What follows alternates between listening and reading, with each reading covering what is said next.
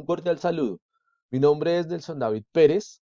En este video voy a hacer la explicación del ejercicio 2.4 de la actividad de la fase 2 del curso de cálculo integral correspondiente al tema de sumas de Riemann, como parte del tema de integral y áreas bajo la curva. Bueno, el ejercicio dice lo siguiente.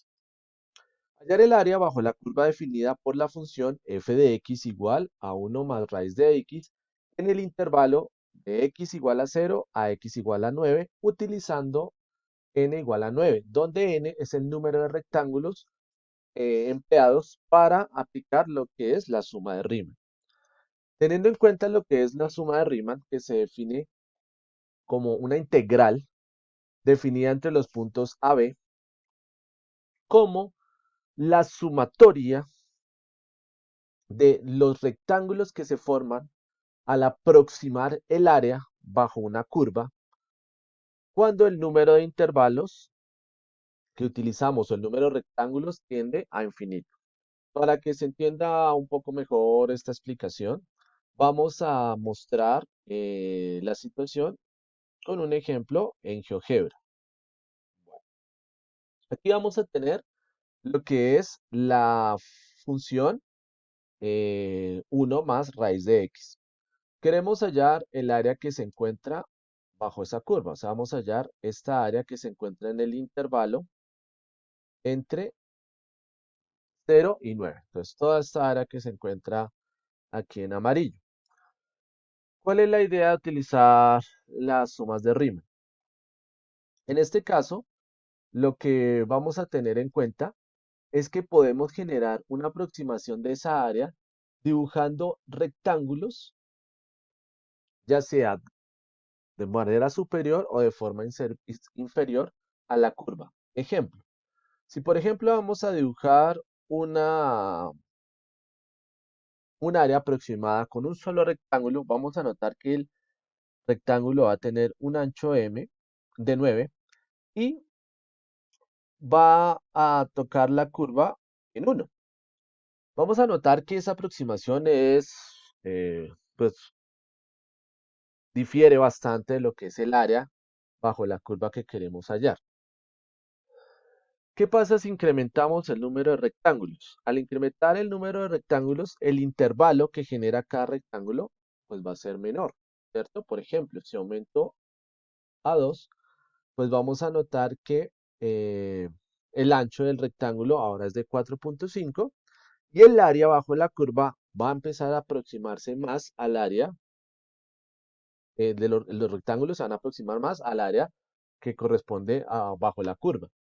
A medida que vamos aumentando la cantidad de rectángulos, vamos a notar que el ancho de cada intervalo pues se va a dividir, ¿cierto? Sin embargo, vamos a notar que el área formada por los rectángulos, si los sumamos, tiende a acercarse más al área real que corresponde a la curva, ¿cierto? Al área que está bajo la curva.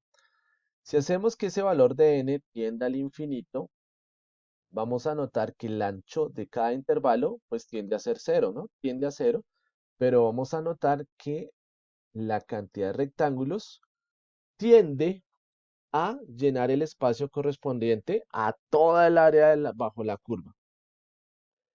Esto lo podemos hacer de manera inferior, en este caso estamos tomando rectángulos por debajo de la curva, o lo podemos hacer de manera superior, rectángulos por encima de la curva. Vamos a notar que se cumple el mismo principio. Es decir, podemos estar haciendo las sumas con rectángulos por derecha o por izquierda. Bueno, tomando como ejemplo, entonces, en la cantidad que nos dice en el ejercicio que son 9 rectángulos, vamos a observar que el ancho de cada rectángulo pues va a ser de una unidad. En este caso, por medio de GeoGebra, utilizando el comando suma superior, nos da que la sumatoria de los rectángulos es de 28,30.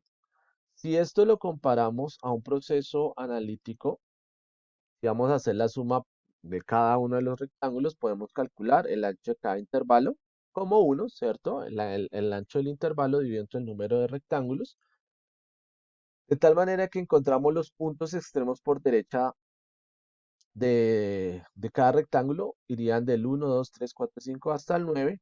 Sustituimos en la función y obtenemos estos valores. Si realizamos la suma de los 9 rectángulos con un ancho de 1, nos va a dar efectivamente 28,3. Si hacemos el proceso ahora por izquierda, ¿qué va a cambiar? Por izquierda lo que vamos a tener en cuenta entonces que los puntos extremos los tomamos por izquierda, es decir, la altura del triángulo no va a ser 0, 1, 2, 3, 4, 5, 6, 7, hasta 8, ¿cierto? No la altura, sino el valor que vamos a tener como referencia para el rectángulo.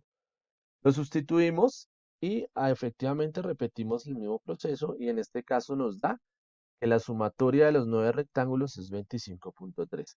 Si comparamos con lo obtenido en GeoGebra, vamos a ver, la suma superior es 28,3, o sea, por derecha, y la suma por izquierda es de 25,3, como nos dio en el cálculo anterior. Bueno, espero que la solución del ejercicio haya sido clara y muchas gracias por su atención.